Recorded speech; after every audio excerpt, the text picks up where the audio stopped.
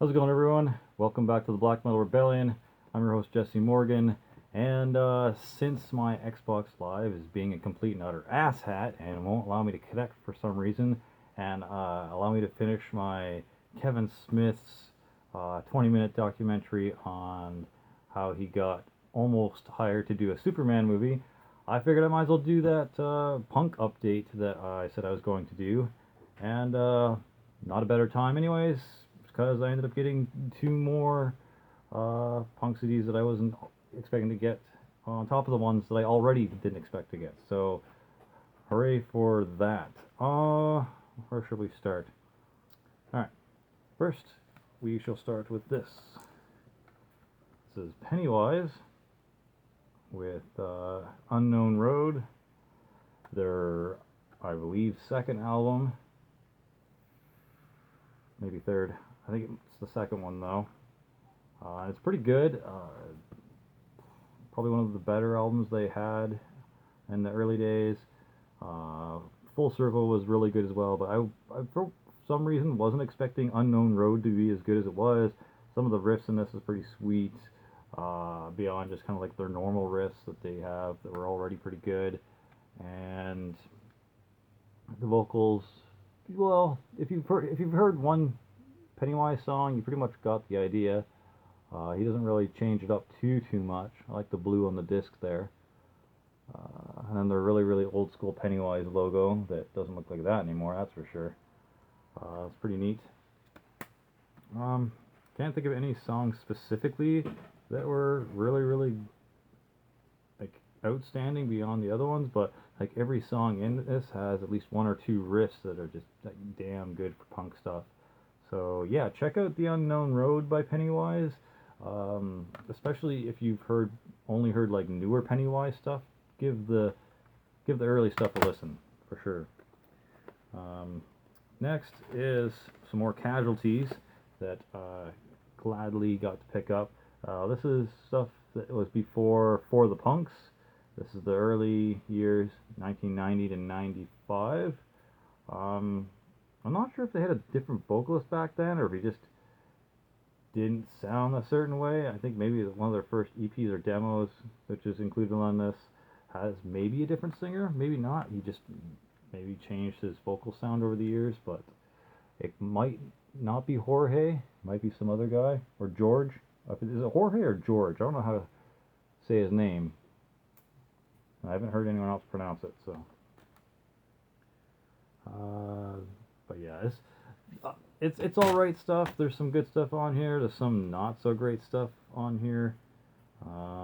It's pretty cool though that they've included some old school flyers and stuff from shows and lyrics, and who they've like toured with. So you can see like the Blanks, the Bristles, which is also a pretty decent pogo punk band. Back in these days, they actually did some pogo and oi stuff, so that's neat. More pictures of the bands from the early days and whatnot, obviously. Another flyer, Bad Habit. The Verukers, who are actually pretty decent too. And then more touring with the Bristles and whoever. Trying to get my arm out of the way of the shadow there. But yeah, not bad. Not bad stuff. Pretty cool to kind of get a look into the early days of the Casualties, which is one of my favorite punk bands right now. Not the favorite one. My favorite one at the moment has got to be Who Killed Spiky Jacket, but their stuff is a little bit more expensive than I would like, because the only way you'd get a hold of it is either by seeing them live or buying it off Discogs. And Discogs people are just, they don't want to give it up for a nice price. So there's that. And then we got a couple of Rancid. One I got more recently was this. This is Life Won't Wait. Their fourth album came as a follow-up to And Out Come the Wolves. It's pretty good. The only thing is, there's more ska and reggae type songs on here that I'd like, but other than that, like, there's some really good tracks on here regardless. I was considering not picking it up, but then I gave it another listen to on YouTube, and I'm like, man, I need to go and actually pick that up. But yeah, not bad. A decent follow-up to And Out Come the Wolves. So if you like that album, check this out. But I will warn you, there is more ska and reggae on here than there is just straight up kind of punk. And I originally went to the store for this one. It's Rancid 2000, the fifth album. This one's a lot faster, a lot more straight up street punk, more straight up kind of just fast, Rancid type of songs. Kind of the fastest album they've put out, heaviest if you want to go that wording. Rwanda is an interesting song. I'm trying to think of anything specific. Dead Bodies. Radio Havana, I think, might be the slowest song on here. I'm not sure. But this thing pulls out into like a pretty big poster, which is pretty neat. The booklet. I may not try to put this up somewhere. I don't know. I haven't decided yet. But yeah. Band members, and then like the big front cover there. I probably eventually will get all of Rancid's albums someday. But pretty good sized collection now. I got 3 of them.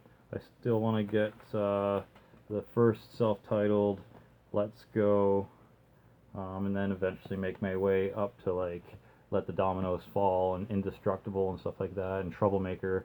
Troublemaker was actually a really, really good album considering it's like their newest one they made, and you'd think they've got no more, original riffs or cool songs left in them, but they definitely do. So if you're into Rancid, definitely give Troublemaker a shot.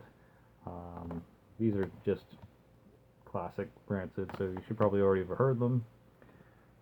Next one is something that was sent to me from the Metalhead box, so that's cool. It's the new album by The Addicts, and it was so not not too bad of an album, fairly decent. Not like their old stuff. Their old stuff kind of wasn't my thing. The vocals mostly, and that's normally what it is. It's always normally the vocals. If it's going to be something that's not really up my alley, it's probably going to be the vocals. It's never usually the instruments. Like some of the drumming for, no, this is totally off topic, but some of the drumming for Judas Iscariot is kind of cringeworthy as someone who drums, and I'm not the greatest drummer at all, but it kind of, being a drummer, you kind of notice things more when something's kind of like, ooh, off, and some of the stuff from the album I have of Judas Iscariot, yeah. But that was probably only the time where the instruments didn't really strike me the greatest. But yeah, the vocals from the early Addicts wasn't my thing. This isn't too bad. This is basically just kind of old punk rockers doing their thing. There's the track list. The best track on here is probably Lovesick Baby. A little dark, kind of Alice Cooper-y a bit. Not a fan of Picture the Scene. Not a fan of that. Fucked Up World is okay. Talking Shit's kind of amusing. And it was so, the title track of this, it's kind of bad, but not as bad as Picture the Scene. The first song on here is so slow and boring, and I don't know what the fuck they're trying to do with it. It's like they're trying to do some sort of Clockwork Orange tribute, but oh man, I don't know. Not a good track. The best track on here is Lovesick Baby and You'll Be the Death of Me. Give Me Something to Do. That track, I don't know why I'm showing you the back of this, but Give Me Something to Do kind of reminds me of the Ramones, and I honestly wouldn't be shocked if it was a cover of a song by the Ramones that I just don't remember at the moment, but yeah, and if it's not a Ramones song, they definitely were barking up the Ramones tree when they wrote "Give Me Something to Do" or "Gimme Something to Do," whatever. But yeah, this Addicts, if they did more this kind of stuff, I would probably enjoy. I'll probably go check out the album before this one and see if it's a little bit closer to this. But the first Addicts album or two wasn't my thing. But I really appreciate the Metalhead Box for sending me this, because this definitely gives me an appreciation for these guys, and is getting me to investigate their music further. So thank you, Melissa and the Metalhead Box team, for sending me this. Very appreciated. And the last thing on here, I had to get, because I'm not a big fan of female vocals in general, let alone in punk.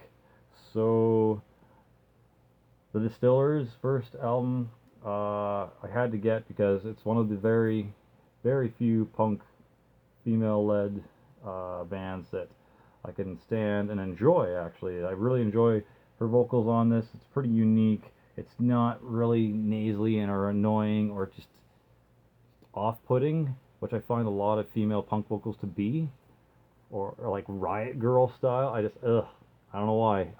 It's not pleasant to my ears. But the Distillers are definitely my thing. I really appreciate her vocals and the way it complements the instruments on here. Brody's a good vocalist. Casper, who's also on guitar, is a pretty good vocalist. But yeah, I'll probably get more Distillers in the future. Definitely check them out if you haven't heard of them for whatever reason and you're into punk and you're looking for female fronted punk bands. Give these guys a shot. Once again, if you're into punk, there's no reason why you shouldn't have heard them already, but if you're new, go check out the Distillers. Anywho, that's it for this punk update, and that is probably the last collection CD collection update or anything like that you're going to see on this channel until maybe January or February, depending on when I can get some cash. I don't know. But yeah, that's it. That's all I got. Hope you enjoyed. Hope you maybe saw something new. Maybe I've inspired you to go check out one of these bands, because that's the whole point. Sharing some stuff that I like to listen to, and hopefully inspire you to go check them out and see if you also like them. So thanks for watching. I appreciate it. Thanks for liking, subscribing, maybe even sharing this video around. And cheers. For glory, for the rebellion. Slammerella out.